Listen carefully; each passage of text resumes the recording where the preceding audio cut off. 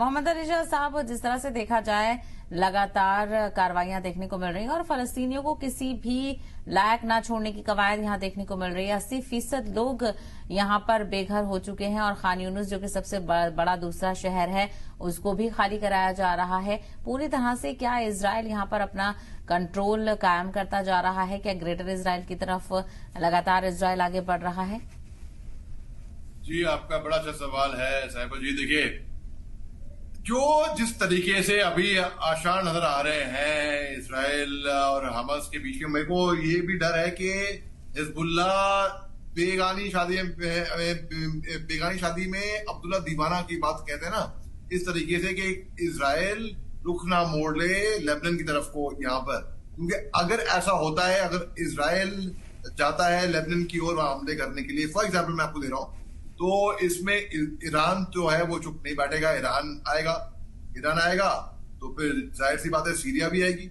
लेकिन सबसे बड़ी बात यह है, इतना बड़ा खात्मा हुआ लोगों का, मासूमों का, खवातीन का, बुजुर्गों का, बच्चों का।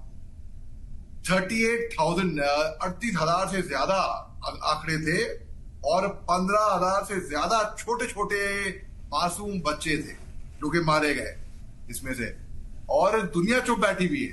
मैं अभी बात करा था मेरे दोस्त से, तो वो बता रहे थे कि भाई दुनिया चुप बैठी हुई है, लेकिन जो ओआईसी है, इस्लामिक कंट्रीज हैं, वो इसमें ज्यादा दखल अंदाजी नहीं दे रही, बजाय के इजराइल लेबनान के, जो कि एक नेगेटिव उनका इम्पैक्ट हो रहा है। लेकिन बात करें, अगर ओआईसी ही चुप बैठे हुए हैं तो हम बाकी मुल्कों से क्या उम्मीद कर सकते हैं?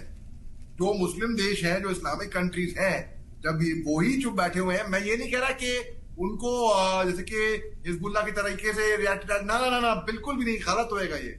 उनको बात करनी चाहिए, उनको प्रोटेस्ट करना चाहिए।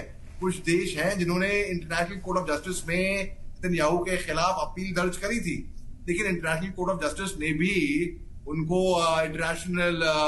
उनको वॉर युद्ध अपराधी का करार नहीं दिया। तो अगर ओआईसी या मिस्र हो गई या सऊदी अरेबिया हो गई, उनकी इन्वॉल्वमेंट, कोई डायरेक्ट इन्वॉल्वमेंट है नहीं, अगर वो ही इसमें इतना पेरिफेरल इन्वॉल्वमेंट है, तो बाकी देशों से हम क्या उम्मीद करें? दूसरी बात, इजराइल लगातार कह रहा है कि भाई बस अब हमास का खात्मा अब बस होने वाला है। मैं आपको एक हल्का सा एक एनालॉजी देता हूं और मैं यहाँ पे समझाता हूँ ये बात, ताकि आप समझ ले, और फिर मैं समाप्त करूंगा। तो जब हम अकेडमी में ट्रेनिंग कर रहे थे, हमारी एक 40 किलोमीटर की जोश रन थी, जिसमें इतनी लंबी थी, इतनी थकान देर थी कि 15-20 किलोमीटर के बाद हमारी हवा टाइट हो गई थी। तो हम पूछते थे चेक पॉइंट पे, भाई कितना लंबा और? अरे बस पहुंच गए। ऐसा होता था, ताकि हमारा हौसला बढ़ा रहा है। हमने फिर 40 किलोमीटर की जोश रन करते थे। बस नेतन्याहू वही स्ट्रेटेजी अपना रहे हैं कि बस हम खात्मा करने वाले हैं, क्योंकि उनकी जवाब दे गई है। उनके चीफ ऑफ आर्मी स्टाफ, उनके सेना प्रमुख बोल चुके हैं कि हमास का जो खात्मा करना है वो नामुमकिन है, नहीं हो पाएगा, भूल जाओ इसके बारे में। उनकी खुद की सेना ने बोला ये, और उनकी एहलिया ने इस पे भी बोला है। उनको एतबार नहीं रहा मिलिट्री पे, कभी भी सत्ता पलट हो सकती है, ये हो सकता है, वो हो सकता है। भाई अगर सच्ची बात करें, प्रैक्टिकल बात करें, रियलिस्टिक बात करें, तो एतबार नहीं रहा। वाह भैया वाह, ये क्या बात रही? तो इजराइल की भी इकोनॉमी गिर रही है, और गिरती हुई इकोनॉमी में मेरे को इसका खतरा जरूर लग रहा है।